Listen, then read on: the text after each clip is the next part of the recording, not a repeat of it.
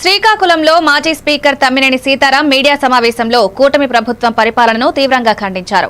ప్రజాస్వామ్య విలువలు, రాజ్యాంగ పరిరక్షణను ఉల్లంఘిస్తూ వైసీపీ నేతలపై అక్రమ అరెస్టులు, దాడులు జరుగుతున్నాయని, అంబటి రాంబాబు, జోగి రమేష్ ఇళ్లపై దాడులు హత్యాయత్న స్థాయికి చేరాయని విమర్శించారు.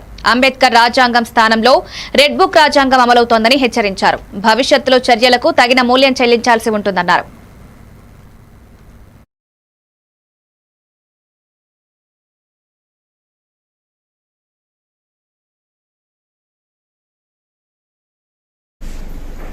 గమనిస్తే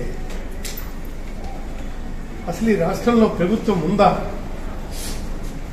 ప్రభుత్వం లేదా అన్నటువంటి పరిస్థితి. మీరు అన్న తర్వాత ఇప్పుడు మాట మార్చడం ఏంటి? This is not fair. ఇవాళ మీరు చేస్తున్నటువంటి ఏమిటి? కోట్లాది మంది ప్రజల ఆరాధ్య దైవం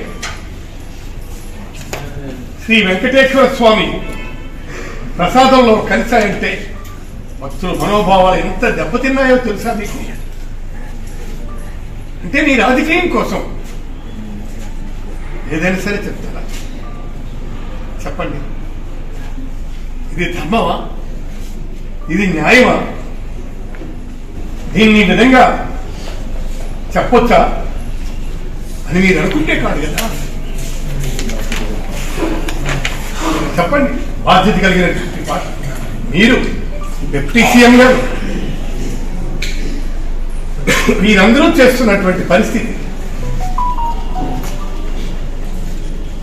హార్డ్ వెంకటేశ్వర ఈ దేశమే కాదు, విదేశాల నుంచి కూడా ప్రపంచం మొత్తం మీద జరుగుతుంది.